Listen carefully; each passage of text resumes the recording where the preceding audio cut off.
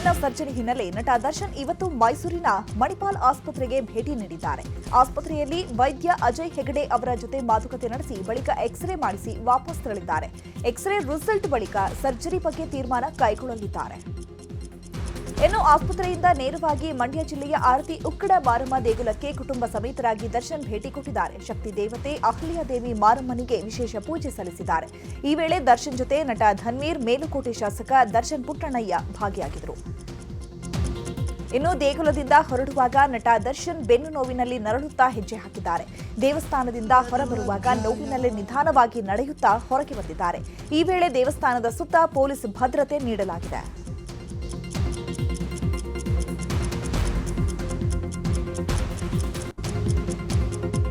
ಕೊಲೆ ಕೇಸ್ನಲ್ಲಿ ಬೇಲ್ ಮೇಲೆ ಹೊರಬಂದಿರುವ ನಟ ದರ್ಶನ್ ಸದ್ಯ ಮೈಸೂರಿನಲ್ಲಿ ರಿಲ್ಯಾಕ್ಸ್ ಮೂಡ್ನಲ್ಲಿದ್ದಾರೆ. ಈ ನಡುವೆಯೇ ಅರ್ಧಕ್ಕೆ ನಿಂತಿರುವ ಡೆವಿಲ್ ಚಿತ್ರದ ಶೂಟಿಂಗ್ ಪೂರ್ಣಗೊಳಿಸಲು ಚಿತ್ರತಂಡ ನಿರ್ಧಾರ ಮಾಡಿದೆ. ಹೀಗಾಗಿ ಅನುಮತಿಗಾಗಿ ಕೋರ್ಟ್ಗೆ ಅರ್ಜಿ ಸಲ್ಲಿಸಲು ಸಿದ್ಧತೆ ಮಾಡಿಕೊಳ್ಳಲಾಗಿದೆ. ಈ ಬಗ್ಗೆ ದರ್ಶನ್ ಜೊತೆಯೂ ಮಾತುಕತೆಗೆ ಚಿತ್ರತಂಡ ನಿರ್ಧರಿಸಿದ್ದು, ದರ್ಶನ್ ಓಕೆ ಅಂದ್ರೆ ಕೋರ್ಟ್ಗೆ ಅರ್ಜಿ ಹಾಕಲು ಚಿತ್ರತಂಡ ತಯಾರಿ ನಡೆಸಲಿದೆ. ಕೊಲೆ ಆರೋಪಿ ಪವಿತ್ರ ಗೌಡ ದೆಹಲಿ, ಶಿರಡಿ, ಅಸ್ಸಾಂಗೆ ಹೋಗಲು ಸಜ್ಜಾಗಿದ್ದಾರೆ. ಕೋರ್ಟ್ ಅಲ್ಲಿ ಪರ್ಮಿಷನ್ ಸಿಕ್ಕ ಬೆನ್ನಲ್ಲೇ ರೆಡ್ ಕಾರ್ಪೆಟ್ ಓಪನ್ ಮಾಡಲು ಫ್ಯಾಬ್ರಿಕ್ ಶಾಪಿಂಗ್ ಮಾಡಲು ಮುಂದಾಗಿದ್ದಾರೆ. ಮುಂದಿನ ವಾರ ಶಿರಡಿ ಸಾಯಿಬಾಬಾ ದೇಗುಲಕ್ಕೆ ತೆರಳಿ ಸಾಯಿಬಾಬಾ ದರ್ಶನ ಪಡೆದ ಬಳಿಕ ದೆಹಲಿಗೆ ತೆರಳಲಿದ್ದಾರೆ. ಬಳಿಕ ರೆಡ್ ಕಾರ್ಪೆಟ್ ಓಪನ್ ಮಾಡಿದ ನಂತರ ಅಸ್ಸಾಂನ ಗುವಾಹಟಿಯಲ್ಲಿರುವ ಕಾಮಾಖ್ಯ ದೇಗುಲಕ್ಕೆ ಭೇಟಿ ನೀಡಿ ದೇವರ ದರ್ಶನವನ್ನ ಪಡೆಯಲಿದ್ದಾರೆ. ಇದಾದ ಬಳಿಕ ತಿರುಪತಿ ಧರ್ಮಸ್ಥಳಕ್ಕೂ ತೆರಳಿ ಹರಕೆ ತೀರಿಸಲಿದ್ದಾರೆ. ಶಸ್ತ್ರಚಿಕಿತ್ಸೆ ಬಳಿಕ ಚೇತರಿಕೆ ಕಂಡಿರುವ ಹ್ಯಾಟ್ರಿಕ್ ಹೀರೋ ಶಿವರಾಜ್ ಕುಮಾರ್ ಜಾಲಿ ಮೂಡ್ನಲ್ಲಿದ್ದಾರೆ. ಅಮೆರಿಕದ ಕಡಲ ಕಿನಾರಿಯಲ್ಲಿ ಕರುನಾಡ ಚಕ್ರವರ್ತಿ ಜಾಲಿ ರೌಂಡ್ಸ್ ಹಾಕ್ತಾ ಇದ್ದಾರೆ. ಪತ್ನಿ ಗೀತಾ ಜೊತೆ ಶಿವಣ್ಣ ರಿಲ್ಯಾಕ್ಸ್ ಮೂಡ್ನಲ್ಲಿದ್ದಾರೆ. ಮೊನ್ನೆಯಷ್ಟೇ ನನ್ನ ಸಮುದ್ರ ನೀವು ಅಂತ ಅಭಿಮಾನಿಗಳಿಗೆ ಪೋಸ್ಟ್ ಹಾಕಿದ್ದ ಜೋಗಯ್ಯ ಮುಂದಿನ ವಾರ ಚೆಕಪ್ ಮುಗಿಸಿ ಜನವರಿ 24ಕ್ಕೆ ಬೆಂಗಳೂರಿಗೆ ಆಗಮಿಸಲಿದ್ದಾರೆ. ಶಿವಣ್ಣ ಅಮೆರಿಕದಿಂದ ಬರ್ತಾ ಇದ್ದಂತೆ 15 ದಿನ ಫಾರ್ಮ್ ಹೌಸ್ನಲ್ಲಿ ರೆಸ್ಟ್ ಮಾಡಿ ಬಳಿಕ ಶೂಟಿಂಗ್ನಲ್ಲಿ ಪಾಲ್ಗೊಳ್ಳಲಿದ್ದಾರೆ. ತಂದೆ ತಾಯಿಯವರ ಆಶೀರ್ವಾದ, ಅವರ ಫ್ಯಾನ್ಸ್ ಆಶೀರ್ವಾದ ಮತ್ತು ನಿಮ್ಮೆಲ್ಲರ ಒಂದು ಏನು ಕಾಳಜಿ ಮೇಲೆ ಮತ್ತು ಅಲ್ಲಿ ಡಾಕ್ಟರ್, ಯಾಕೆಂದರೆ ನಮಗೆಲ್ಲ ಡಾಕ್ಟರ್ ಯಾರು ಅಂದರೆ ದೇವರು, ನಮಗೆ ಕಾಣೋ ಡಾಕ್ಟರ್ ದೇವರು ಯಾರು ಅಂದರೆ ಡಾಕ್ಟರು. ತುಂಬ ಚೆನ್ನಾಗಿ extraordinary, one of the best doctor. Oncology surgery ಯಾರು ಈ ಪರ್ಟಿಕ್ಯುಲರ್ ಇಂಥ ಸರ್ಜರಿನ ಮಾಡ್ತಾರೆ ಅದನ್ನು ಅವ್ರು ಮಾಡಿದ್ದಾರೆ, ಮುರುಗೇಶ್ ಮನೋಹರ್ ಅಂತ ಹೇಳಿ. ಮುಂಚೆನೇ ನಾವು ವಿಡಿಯೋ ಕಾನ್ಫರೆನ್ಸಿಂಗಲ್ಲಿ ಮಾತ್ರ ಮಾತಾಡಿದ್ವಿ ಅವ್ರ ಜೊತೆಗೆ. ಬಟ್ ಅವ್ರು ಫಸ್ಟ್ ಟೈಮ್ ಮಾತಾಡಿದಾಗಲೇ ಅಷ್ಟೊಂದು ಕಾನ್ಫಿಡೆನ್ಸ್ ಕೊಟ್ಟಿದ್ರು. ಅವರೇ ಮೊನ್ನೆ ಆಸ್ ಆಫ್ ನಾವು ಅವರು ಕ್ಯಾನ್ಸರ್ ಮುಕ್ತ ಅಂತ ಹೇಳಿರೋದ್ರಿಂದ ಅವ್ರ ತಂದೆ ತಾಯಿ. ಹಾಸ್ಟೆಲ್ ಹುಡುಗರು ಬೇಕಾಗಿದ್ದಾರೆ ಚಿತ್ರದಲ್ಲಿ ಅನುಮತಿ ಇಲ್ಲದೆ ವಿಡಿಯೋ ಬಳಸಿದ ಪ್ರಕರಣಕ್ಕೆ ಸಂಬಂಧಪಟ್ಟಂತೆ ಇವತ್ತು ಕೋರ್ಟ್ಗೆ ನಟಿ ರಮ್ಯಾ ಹಾಜರಾಗಬೇಕಾಗಿತ್ತು. ಆದರೆ ಅನ್ಯ ಕೆಲಸದ ಕಾರಣದಿಂದಾಗಿ ಕೋರ್ಟ್ಗೆ ಹಾಜರಾಗಿಲ್ಲ. ಈ ಮೊದಲು ಜನವರಿ 7ರಂದು ರಮ್ಯಾ ಕಮರ್ಷಿಯಲ್ ಕೋರ್ಟ್ಗೆ ಹಾಜರಾಗಿದ್ದರು. ಈ ವೇಳೆ ಒರಿಜಿನಲ್ ಅಗ್ರಿಮೆಂಟ್ ಕಾಪಿ ಸಮೇತ ಕೆಲ ದಾಖಲೆಗಳೊಂದಿಗೆ ಹಾಜರಾಗಲು ನ್ಯಾಯಾಲಯ ಸೂಚನೆ ಕೊಟ್ಟಿತ್ತು. ರಾಜ್ಯ ಕಾಂಗ್ರೆಸ್ನಲ್ಲಿ ಕುರ್ಚಿ ಕದನ ಮತ್ತಷ್ಟು ಜೋರಾಗಿದೆ. ಕೆಪಿಸಿಸಿ ಅಧ್ಯಕ್ಷ ಬದಲಾವಣೆ ವಿಚಾರದ ಬಗ್ಗೆ ಮಾತನಾಡಿದ ಸಚಿವ ಸತೀಶ್ ಜಾರಕಿಹೊಳಿ, ಕೆಪಿಸಿಸಿ ಅಧ್ಯಕ್ಷರ ವಿಚಾರವಾಗಿ ಸುರ್ಜೇವಾಲಾ ಅವರ ಬಳಿ ಚರ್ಚೆ ಮಾಡಿದ್ದೇವೆ. ಇದ್ದವರನ್ನಾದರೂ ಮುಂದುವರಿಸಿ, ಇಲ್ಲವೇ ಬೇರೆಯವನ್ನಾದರೂ ನೇಮಕ ಮಾಡಿ ಗೊಂದಲಕ್ಕೆ ತೆರೆ ಎಳೆಯಿರಿ ಅಂತ ಹೇಳಿದ್ದೇವೆ. ಓಟ್ ತರುವವರು, ಕೆಲಸ ಮಾಡುವವರು ಅಧ್ಯಕ್ಷರಾಗಬೇಕು. ಆದರೆ ಯಾರಾಗಬೇಕು ಎಂಬುದು ಚರ್ಚೆ ಆಗಿಲ್ಲ. 2028ರವರೆಗೆ ಡಿಕೆಶಿ ಅವರೇ ಇರಬೇಕಾ, ಬೇರೆಯವರು ಬರಬೇಕಾ ಅಂತ ಹೈಕಮಾಂಡ್ ತೀರ್ಮಾನ ಮಾಡಬೇಕು ಅಂತ ಹೇಳಿದ್ದಾರೆ. ಮಾಡೋಂಗಿದ್ರೆ ಆದಷ್ಟು ಬೇಗ ಹೊಸ ಅಧ್ಯಕ್ಷನ ಇಲ್ಲ ಇದ್ದವ್ರನ್ನ ಮುಂದುವರಿಸಿ, ಇಲ್ಲ ಹೊಸ ಮಾಡೋದ್ರೆ ಬೇಗ ಮಾಡಿ. ಗೊಂದಲ ಇದೆ, ಅದು ಬರೀ ಚರ್ಚೆ ಅದೇ ಆಗ್ತಾಯಿದೆ. ಯಾವುದಕ್ಕಾರು ಒಂದು ಇತಿಶ್ರೀ ಮಾಡಿ ಹೇಳಿದ್ದೀವಿ. ನೋಡೋಣ, ಇದು 25 ನಂತರ ಅದ್ರ ಬಗ್ಗೆ ಚರ್ಚೆ ಮಾಡ್ತೀವಿ ಅಧ್ಯಕ್ಷ ಜೊತೆ, CM ಜೊತೆ ಅಂತ ಹೇಳಿದ್ದಾರೆ.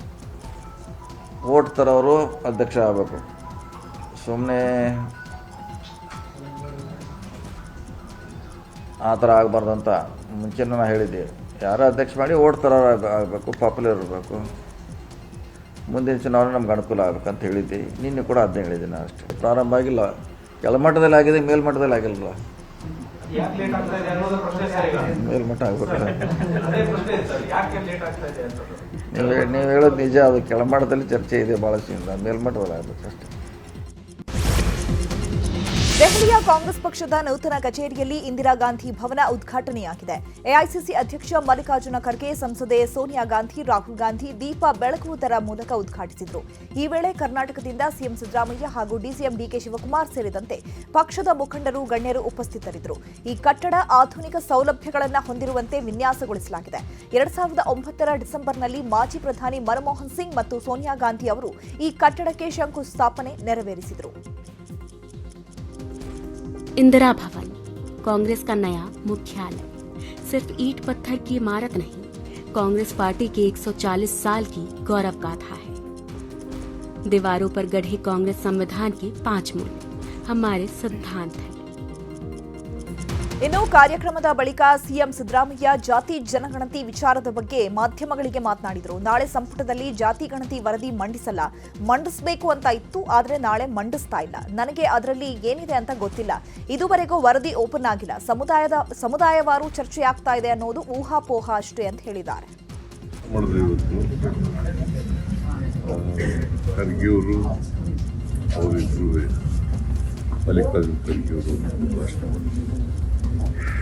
ಬಹಳ ಚೆನ್ನಾಗಿ ಬಂದಿದೆ ಕಚೇರಿ.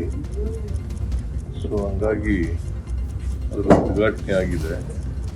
ಸುಮಾರು 15 ವರ್ಷನ ಪ್ರಾರಂಭ ಆಗಿ ಮನಮೋಹನ್ ಸಿಂಗ್ ಅವರಿದ್ದಾಗ ಶಂಕುಸ್ಥಾಪನೆ ಮಾಡಿದ್ದು. ಸ್ವಲ್ಪ ಬಹಳ ಫರ್ನಿಷಿಂಗ್ ಎಲ್ಲ ಚೆನ್ನಾಗಿದೆ.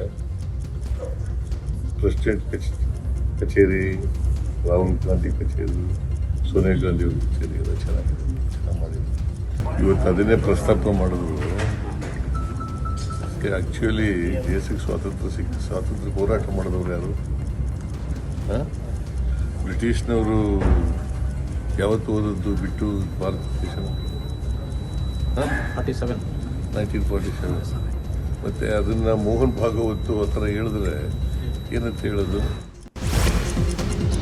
ಸಿಎಂ ಮುಡಾ ಸೈಟ್ ಹಗರಣವನ್ನ ಸಿಬಿಐ ತನಿಖೆಗೆ ವಹಿಸುವಂತೆ ದೂರುದಾರ ಸ್ನೇಹಮಯಿ ಹಾಕಿದ್ದ ಅರ್ಜಿ ವಿಚಾರಣೆ ಇವತ್ತು ಧಾರವಾಡ ಹೈಕೋರ್ಟ್ನಲ್ಲಿ ನಡೆಯಿತು.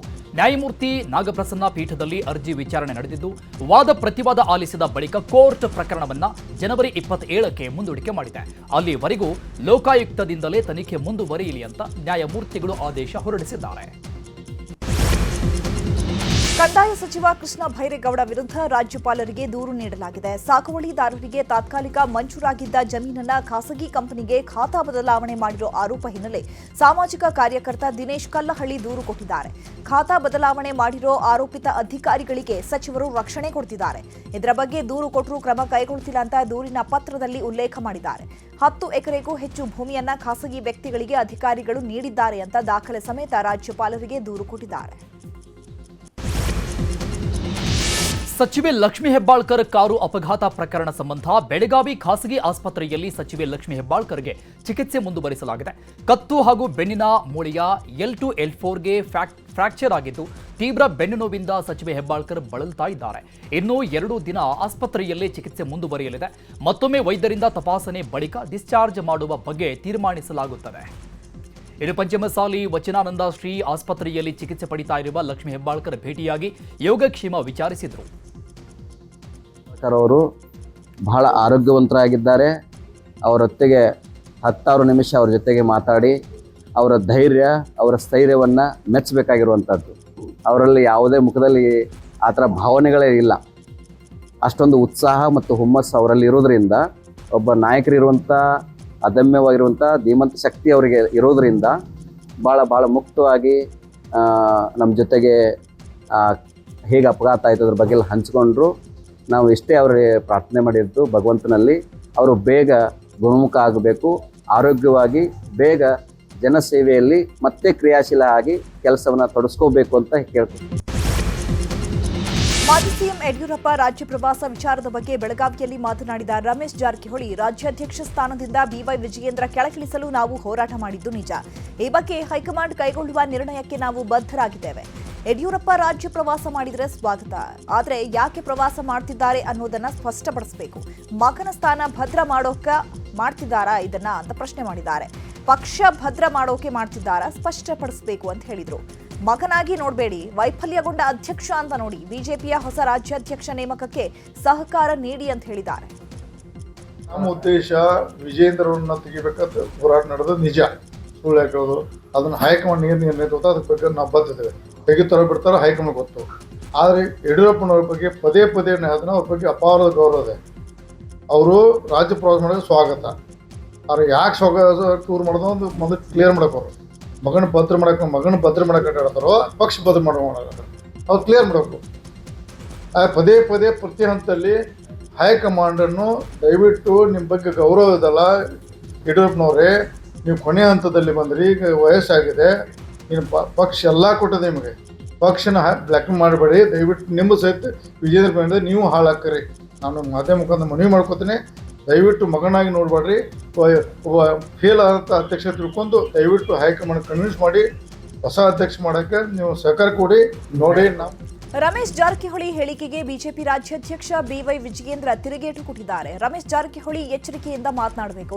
ಯಡಿಯೂರಪ್ಪ ಅವರು ಹಳ್ಳಿ ತಿರುಗಿ ಪಕ್ಷ ಕಟ್ಟಿದ್ದಾರೆ. ರಮೇಶ್ ಜಾರಕಿಹೊಳಿ ಈಗ ಪಕ್ಷಕ್ಕೆ ಬಂದು ಮಾತನಾಡೋದಲ್ಲ, ಬಾಯಿ ಹಿಡಿದದಲ್ಲೇ ಇಟ್ಕೊಂಡು ಮಾತನಾಡಲಿ. ಯಾರ ವೈಫಲ್ಯವಿದೆ ಅಂತ ಅವರ ಕ್ಷೇತ್ರದ ಜನ ಹೇಳ್ತಾರೆ. ಹೀಗೆ ಮಾತನಾಡ್ತಾ ಇದ್ರೆ ಜನರು ಸುಮ್ಮನೆ ಇರಲ್ಲ ಅಂತ ಎಚ್ಚರಿಕೆ ಕೊಟ್ಟಿದ್ದಾರೆ. ಎಚ್ಚರಿಕೆಯಿಂದ ಮಾತನಾಡಬೇಕು. ಯಡಿಯೂರಪ್ಪನವರು ರಾಜ್ಯ ಕಂಡಂತ ಅಪ್ರತಿಮ ಹೋರಾಟಗಾರ. ರಾಜ್ಯದಲ್ಲಿ ಇವತ್ತು ಕಾಲಿಗೆ ಚಕ್ರವನ್ನು ಕಟ್ಟಿಕೊಂಡು ರಾಜ್ಯಾದ್ಯಂತ ಪ್ರವಾಸ ಮಾಡಿ ಹಳ್ಳಿಗೆ ತಿರುಗಿ ಯಡಿಯೂರಪ್ಪ ಪಕ್ಷ ಸಂಘಟನೆ ಮಾಡಿದ್ದಾರೆ. ಅನಂತಕುಮಾರ್ ಆದಾಗ ಅನೇಕ ಹಿರಿಯರ ಜೊತೆಲಿ ಕೈ ಜೋಡಿಸಿದ್ದಾರೆ. ರಮೇಶ್ ಜಾರಕಿಹೊಳಿ ಅವರು ಇತ್ತೀಚೆಗೆ ಪಕ್ಷಕ್ಕೆ ಬಂದಿರತಕ್ಕಂಥವ್ರು. ಯಡಿಯೂರಪ್ಪನವ್ರ ಬಗ್ಗೆ ಮಾತಾಡಬೇಕಾದ್ರೂ ನಾಲ್ಗೆ ಬಿಗಿ ಹಿಡಿದು ಮಾತನಾಡಬೇಕು. ಯಡಿಯೂರಪ್ಪನವ್ರ ಬಗ್ಗೆ ಮಾತಾಡಬೇಕಾದ್ರೆ ಬಿಗಿ ಹಿಡಿದು ಮಾತಾಡಬೇಕು.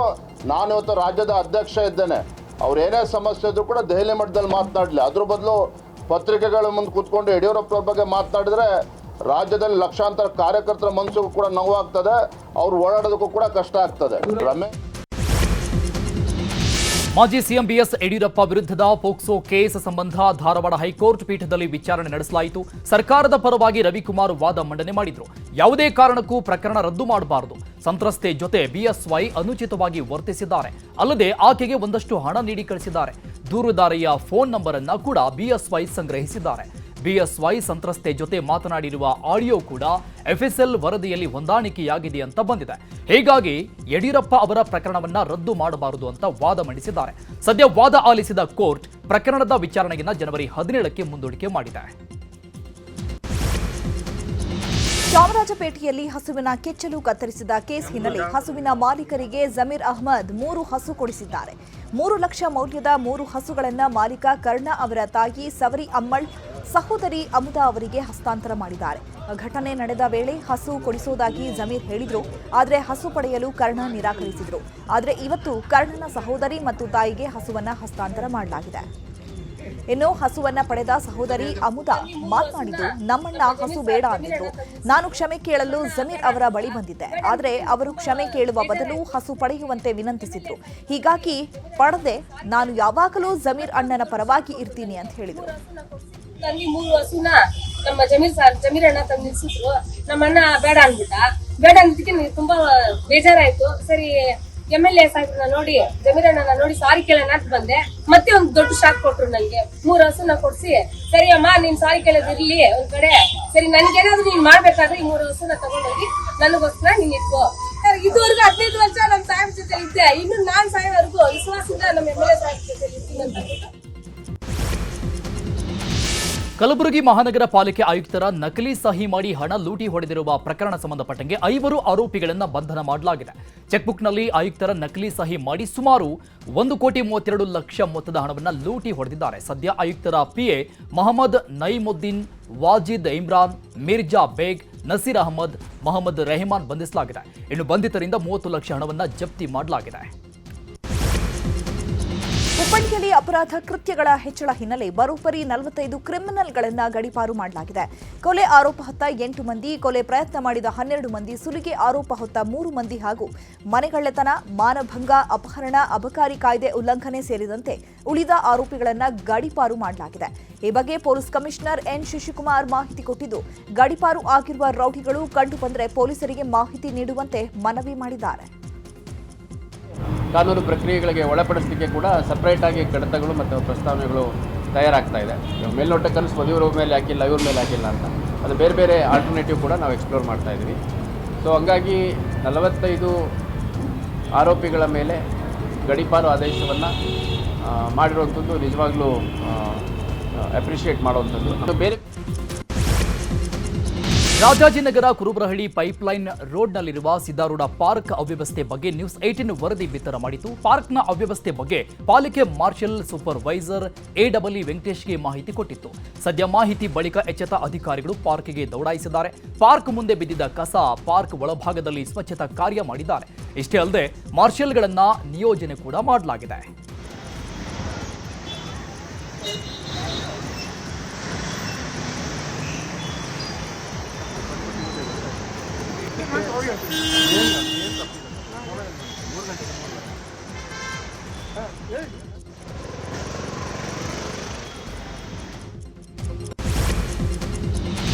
ಎಂಟು ವರ್ಷಗಳಿಂದ ಹಂಚಿಕೆಯಾಗದೆ ಆಶ್ರಯ ಮನೆ ವಿಚಾರದ ಬಗ್ಗೆ ನ್ಯೂಸ್ 18 ವರದಿ ಬೆನ್ನಲ್ಲೇ ತಾಲೂಕು ಆಡಳಿತ ಎಚ್ಚೆತ್ತುಕೊಂಡಿದೆ.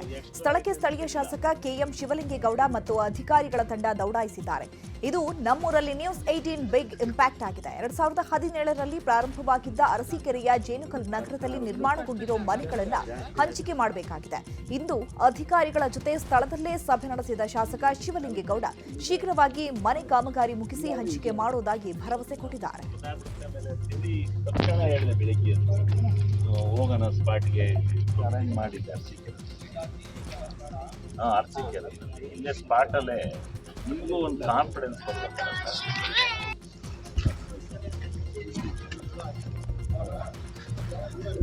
ಮಣ್ಣ ಹೊಡೆಯೋದು ಇವ್ರದ್ದು, ಇದು ಎಕ್ಸ್ಟ್ರಾ ಐಟಮ್ ಸೇರಿಲ್ಲ.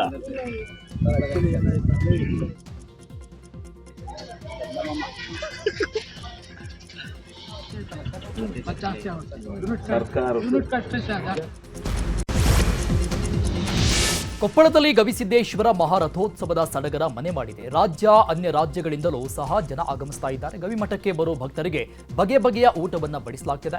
ಇನ್ನು ರಥೋತ್ಸವಕ್ಕೆ ಭರ್ಜರಿ ಸಿದ್ಧತೆಗಳನ್ನು ಮಾಡಿಕೊಳ್ಳಲಾಗ್ತಿದೆ. ತೇರು ಸಾಗುವ ದಾರಿಯಲ್ಲಿ ಗವಿಸಿದ್ದೇಶ್ವರ ಕಾಲೇಜು ವಿದ್ಯಾರ್ಥಿನಿಯರು ವೈವಿಧ್ಯಮಯ ರಂಗೋಲಿ ರಚಿಸಿದ್ದಾರೆ. ಇನ್ನೇನು ಕೆಲವೇ ಕ್ಷಣಗಳಲ್ಲಿ ಮಹಾರಥೋತ್ಸವ ಜರುಗ್ತಾ ಇದ್ದು ರಥೋತ್ಸವ ಕಣ್ತುಂಬಿಕೊಳ್ಳಲು ಭಕ್ತ ಸಾಗರವೇ ಸೇರಿದೆ.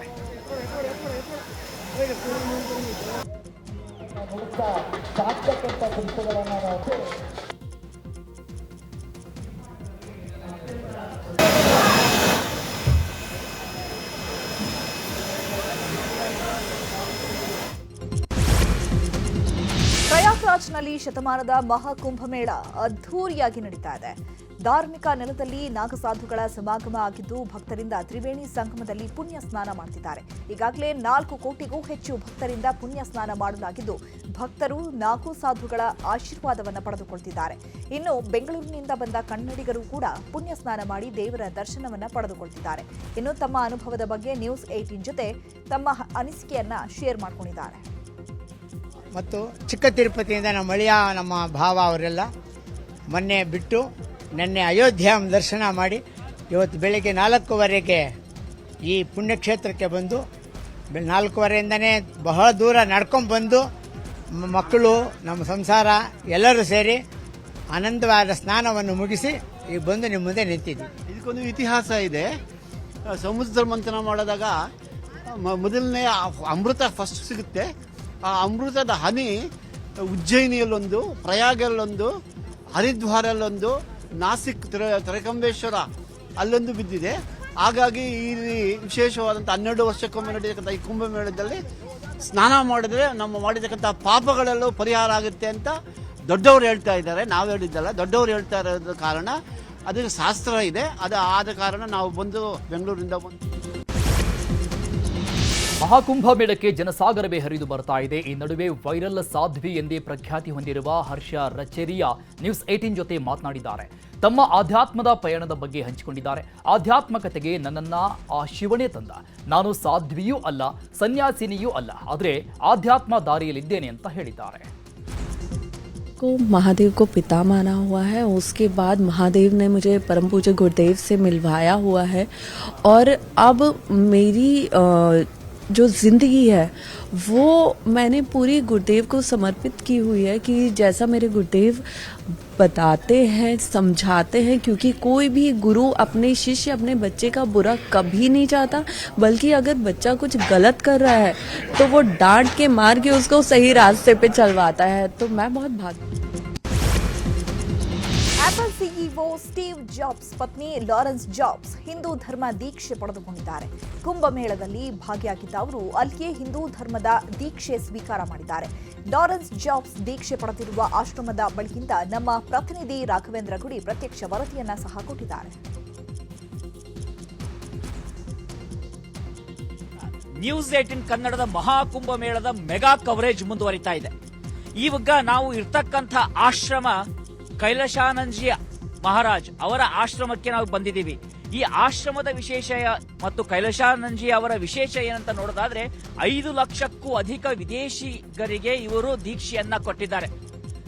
ಖ್ಯಾತ ಗಾಯಕನಾದಂತಹ ಹನಿ ಸಿಂಗ್ ಕೂಡ, ಯೋಯೋ ಹನಿ ಸಿಂಗ್ ಕೂಡ ಇವರ ಶಿಷ್ಯನೇ ಆಗಿರುವಂತದ್ದು. ಅಂತ ಅತಿ ದೊಡ್ಡದಾಗಿರ್ತಕ್ಕಂಥ ಹೆಸರನ್ನ ಪಡೆದಿರ್ತಕ್ಕಂಥವರು ಕೈಲಾಶಾನಂದಜಿ ಮಹಾರಾಜ್ ಅವರು ಶ್ರಾವಣದಲ್ಲಿ 22 ಗಂಟೆಗಳ ಕಾಲ ಒಂದೇ ಆಸನದಲ್ಲಿ ಕುಳಿತುಕೊಂಡು ಶಿವನ ಅಭಿಷೇಕವನ್ನ ಕೂಡ ಮಾಡ್ತಾರೆ. ಅವರ ಶಿಷ್ಯೆಯಾಗಿ ಲಾರೆನ್ಸ್ ಜಾಬ್ಸ್, ಆಪಲ್ ಸಿಇಒ ಆಗಿದ್ದಂಥ ಸ್ಟೀವ್ ಜಾಬ್ಸ್ ಅವರ ಪತ್ನಿ. ಸ್ಟೀವ್ ಜಾಬ್ಸ್ ಹೆಸರು ಯಾರಿಗೂ ಗೊತ್ತಿಲ್ಲ. ಆಪಲ್ ಅಂತ ಅದ್ಭುತವಾಗಿರ್ತಕ್ಕಂಥ ಕಂಪನಿಯನ್ನ ಹುಟ್ಟಾಕದಂತವರು ಸ್ಟೀವ್ ಜಾಬ್ಸ್. ಸ್ಟೀವ್ ಜಾಬ್ಸ್ ಕೂಡ ಭಾರತಕ್ಕೆ ಬಂದು ಇಲ್ಲಿ ನೀಮ್ ಕರೋಲಿ ಬಾಬಾ ಅವರ ಆಶ್ರಮಕ್ಕೆ ಬಂದು ಹೋದ ಬಳಿಕವೇ ಆಪಲ್ ಅಂತ ಒಂದು ಅದ್ಭುತವಾಗಿರ್ತಕ್ಕಂಥ ಬೃಹತ್ ಕಂಪನಿಯನ್ನ ಹುಟ್ಟು ಹಾಕೋದಕ್ಕೆ ಸಾಧ್ಯ ಆಗಿತ್ತು. ಬಿಲಿಯನ್ ಗಟ್ಟಲೆ ದುಡ್ಡಿದೆ, ಇಡೀ ವಿಶ್ವಾದ್ಯಂತ ಇನ್ಫ್ಲೂಯೆನ್ಸ್ ಇದೆ. ಸ್ಟೀವ್ ಜಾಬ್ಸ್ ಅವರು ಕಾಲವಾದಂತ ಬಳಿಕ ಅವರ ಪತ್ನಿ ಕೂಡ ಅಷ್ಟೇ ದೊಡ್ಡ ಶ್ರೀಮಂತಿಯಾಗಿದ್ದಂಥವ್ರು. ಅಂಥ ಲಾರೆನ್ಸ್ ಪಾಲ್ ಅಥವಾ ಲಾರೆನ್ಸ್ ಜಾಬ್ಸ್ ಏನಿದ್ದಾರೆ ಅವರು ಕೈಲಾಶಾನಂದಜಿ ಅವರ ಶಿಷ್ಯತ್ವವನ್ನು ಸ್ವೀಕರಿಸಿದ್ದಾರೆ. ಕೈಲಾಶಾನಂದಜಿ ಅವರು ಲಾರೆನ್ಸ್ ಜಾಬ್ಸ್ಗೆ ಕಮಲಾ ಅನ್ನುವಂತ ಹೆಸರನ್ನ ಕೂಡ ಕೊಟ್ಟಿದ್ದಾರೆ. ಮತ್ತು ವಿಶೇಷ ಅಂದ್ರೆ ಅವರಿಗೆ ಇವತ್ತು ದೀಕ್ಷೆಯನ್ನ ಕೊಡಲಾಗಿದೆ. ನನ್ನ ಈ ಒಂದು ಏನು ವಿಜುವಲ್ಸ್ ಅನ್ನ ನಿಮಗೆ ತೋರಿಸ್ತಾ ಇದೀವಿ, ಇದರ ಜೊತೆಯಲ್ಲಿ ಅವರಿಗೆ ದೀಕ್ಷೆಯನ್ನ ಕೊಡ್ತಿರುವಂತಹ ವಿಜುವಲ್ಸ್ ಅನ್ನ ಕೂಡ ತೋರಿಸ್ತಿದ್ದೀವಿ. ಅವರಿಗೆ ಇವತ್ತು ದೀಕ್ಷೆ ಆಗಿದೆ. ಜೊತೆಗೆ ಅವರು ಇವತ್ತು ಪ್ರಯಾಗ್ರಾಜ್ನಿಂದ ಬೆಳಗ್ಗೆ ತೆರಳಿದ್ದಾರೆ. ಹೀಗಾಗಿ ಅವರ ಜೊತೆಯಲ್ಲಿ ಮಾತಾಡೋದಕ್ಕೆ ಸಾಧ್ಯ ಆಗ್ತಿಲ್ಲ. ಆದ್ರೆ ಇಲ್ಲಿ ಬಂದಂತ ಸಂದರ್ಭದಲ್ಲಿ ಸಾಕಷ್ಟು ಭದ್ರತೆ ಕೂಡ ಅವರಿಗೆ ಇತ್ತು. ಅದು ಸೆಕ್ಯೂರಿಟಿ ರೀಸನ್ಸ್ ಇಂದ ಇರಬಹುದು ಅಥವಾ ಸ್ಟೀವ್ ಜಾಬ್ಸ್ ಪತ್ನಿ ಅಂದಾಗ ಲಕ್ಷಾಂತರ ಜನ ಅವರನ್ನ ನೋಡೋದಕ್ಕೆ ಬರೋದು ಅಂತ ಸಾಧ್ಯತೆಗಳು ಕೂಡ ಇರ್ತವೆ. ಹೀಗಾಗಿ ಅವರ ಚಲನವಲನಗಳ ಸಾಕಷ್ಟು ಗೌಪ್ಯತೆಯನ್ನು ಕಾಪಾಡಲಾಗಿತ್ತು. ಇವತ್ತು ಅವರು ತೆರಳಿದ್ದಾರೆ. ಇದೇ ಸಂದರ್ಭದಲ್ಲಿ ಅವರಿಗೆ ದೀಕ್ಷೆ ಆಗಿರ್ತಕ್ಕಂಥ ವಿಡಿಯೋವನ್ನ ಕೂಡ ನ್ಯೂಸ್ 18 ಕನ್ನಡ ಎಕ್ಸ್ಕ್ಲೂಸಿವ್ ಆಗಿ ನಿಮಗೆ ತೋರಿಸ್ತಾ ಇದೆ. ಕೈಲಾಶಾನಂದಜಿ ಮಹಾರಾಜ್ ಅವರಿಂದ ದೀಕ್ಷೆಯನ್ನು ಪಡೆದಂತವರು ಕಮಲಾ ತಮ್ಮ ಆಧ್ಯಾತ್ಮಿಕ ಸಾಧನೆಯನ್ನ ಭಾರತದಿಂದ ಪಡೆದುಕೊಂಡಂತ ಜ್ಞಾನದಿಂದ ಮುಂದುವರಿಸುವುದರ ಜೊತೆಗೆ ಇಡೀ ವಿಶ್ವಾದ್ಯಂತ ಗುರುಗಳ ಸಂದೇಶವನ್ನ, ಹಿಂದೂ ಧರ್ಮದ ಪಾವಿತ್ರ್ಯವನ್ನ, ಇದರ ಹಿರಿಮೆಯನ್ನ ಸಾರೋದಕ್ಕೂ ಕೂಡ ಮುಂದಾಗ್ತಾ ಇದ್ದಾರೆ. ಈ ಎಲ್ಲ ಮಾಹಿತಿಯನ್ನ ನಿಮಗೆ ಪ್ರಯಾಗ್ರಾಜ್ನಿಂದ ತರ್ತಾ ಇದ್ದೀವಿ. ನನ್ನ ಜೊತೆಯಲ್ಲಿದ್ದಾರೆ ಕ್ಯಾಮರಾಮನ್ ಶಿವಪ್ಪ, ನಾನು ರಾಘವೇಂದ್ರ ಗುಡಿ. ಇದೇ ರೀತಿಯಾಗಿ ನೋಡ್ತೀರಿ, ನಿಮ್ಮ ಜರ್ನಿ ನಮ್ಮ ಜೊತೆ ಮುಂದುವರಿತಾ ಇರಲಿ. ನೋಡ್ತೀರಿ ನ್ಯೂಸ್ 18 ಕನ್ನಡ. ಚಾಮರಾಜನಗರ ಜಿಲ್ಲೆಯ ಬಿಳಿಗಿರಿ ರಂಗನ ಬೆಟ್ಟದಲ್ಲಿ ವಿಜೃಂಭಣೆಯಿಂದ ಬಿಳಿಗಿರಿ ರಂಗನಾಥ ಸ್ವಾಮಿಯ ರಥೋತ್ಸವ ನಡೆಸಲಾಯಿತು. ಮಕರ ಸಂಕ್ರಾಂತಿ ಹಬ್ಬದ ಮರುದಿನ ಜರುಗುವ ಚಿಕ್ಕ ಜಾತ್ರೆ ಎಂದೇ ಹೆಸರಾದ ರಥೋತ್ಸವ ಇದಾಗಿದೆ. ಶಂಖ ಜಾಗಟೆಯ ನಿನಾದ ಮೂಲಕ ದೇಗುಲದ ಸುತ್ತ ತೇರಿನ ಪ್ರದಕ್ಷಿಣೆ ನಡೆಸಲಾಯಿತು. ರಥೋತ್ಸವದಲ್ಲಿ ಸಾವಿರಾರು ಭಕ್ತರು ಭಾಗಿಯಾಗಿದ್ದರು. ಬೆಂಗಳೂರು ಗ್ರಾಮಾಂತರ ಜಿಲ್ಲೆಯ ದೊಡ್ಡಬಳ್ಳಾಪುರ ತಾಲೂಕಿನ ಮಧುರನ ಹೊಸಹಳ್ಳಿ ಗ್ರಾಮದಲ್ಲಿ ಶಾಸಕರ ಅನುದಾನದಲ್ಲಿ ನಿರ್ಮಿಸಲಾಗಿರುವ 35 ಲಕ್ಷ ಮೌಲ್ಯದ ಬೃಹತ್ ಹೈಮ್ಯಾಕ್ಸ್ light, CC camera, solar light, ಶಾಲೆಗೆ ಡೆಸ್ಕ್, ವಾಟರ್ ಫಿಲ್ಟರ್, ವ್ಯಾಯಾಮ ಉಪಕರಣಗಳನ್ನು ದೊಡ್ಡಬಳ್ಳಾಪುರ ವಿಧಾನಸಭಾ ಕ್ಷೇತ್ರದ ಶಾಸಕರಾದ ಧೀರಜ್ ಮುನಿರಾಜ್ ರವರು ಉದ್ಘಾಟಿಸಿದರು. ಮಧುರನ ಹೊಸಹಳ್ಳಿ ಗ್ರಾಮದ ಸದಸ್ಯೆ ಶಿಲ್ಪಾಜಿ ಮುನಿಯಪ್ಪ, ಹಾದ್ರಿಪುರ ಗ್ರಾಮ ಪಂಚಾಯಿತಿ ಅಧ್ಯಕ್ಷ ಸತೀಶ್ ಕುಮಾರ್ ಎಚ್ಜಿ, ಬಿಜೆಪಿ ತಾಲೂಕು ಅಧ್ಯಕ್ಷ ನಾಗೇಶ್, ಗುತ್ತಿಗೆದಾರ ಹೇಮಂತ್ ತಿಪ್ಪಗೊಂಡನಹಳ್ಳಿ, ಗ್ರಾಮದ ನಿವೃತ್ತ ಶಿಕ್ಷಕ ದಿವಂಗತ ಗಂಗಣ್ಣರವರ ಪತ್ನಿ ಲಕ್ಷ್ಮಮ್ಮ, ಗ್ರಾಮ ಪಂಚಾಯಿತಿ ಸದಸ್ಯರು ಸೇರಿದಂತೆ ಗ್ರಾಮದ ಮುಖಂಡರು ಉಪಸ್ಥಿತರಿದ್ದರು. ಗಣರಾಜ್ಯೋತ್ಸವ ಹಿನ್ನೆಲೆಯಲ್ಲಿ ನಾಳೆಯಿಂದ ಲಾಲ್ಬಾಗ್ನಲ್ಲಿ ಫ್ಲವರ್ ಶೋ ನಾಳೆಯಿಂದ ಆರಂಭ ಆಗ್ತಾ ಇದೆ. ಈ ಬಾರಿಯ ಫ್ಲವರ್ ಶೋ ಮಹರ್ಷಿ ವಾಲ್ಮೀಕಿ ಹಾಗೂ ರಾಮಾಯಣ ಪುಸ್ತಕದ ಅನಾವರಣವನ್ನ ಕಾಣಬಹುದಾಗಿದೆ. ಲಾಲ್ಬಾಗ್ ಗಾಜಿನ ಮನೆ ಮಧುವಣಗಿತ್ತಿಯಂತೆ ಸಿಂಗಾರಗೊಂಡಿದೆ. ಇನ್ನು ಫ್ಲವರ್ ಶೋದಲ್ಲಿ 25 ಲಕ್ಷ ವಿವಿಧ ಬಗೆಯ ಹೂಗಳನ್ನು ಬಳಸಲಾಗುತ್ತೆ. 60 ರಿಂದ 70 ಬಗೆಯ ಹೂಗಳಿಂದ ಅಲಂಕಾರ ಮಾಡಲಾಗುತ್ತೆ. ಇನ್ನು ಫ್ಲವರ್ ಶೋಗೆ ಕೇರಳ ಹಾಗೂ ತಮಿಳುನಾಡಿಂದ ಕೆಮಿಲಿಯಾ, ಅಜಿಲಿಯಾ ಹೂವುಗಳು ಆಮದು ಮಾಡಿಕೊಳ್ಳಲಾಗ್ತಿದೆ. ಈ ಬಾರಿ ಸುಮಾರು 10 ಲಕ್ಷ ವೀಕ್ಷಕರು ಆಗಮಿಸುವ ನಿರೀಕ್ಷೆ ಇದೆ. ನಾಳೆಯಿಂದ ಜನವರಿ 27ರವರೆಗೆ ಫ್ಲವರ್ ಶೋ ನಡೆಯಲಿದೆ.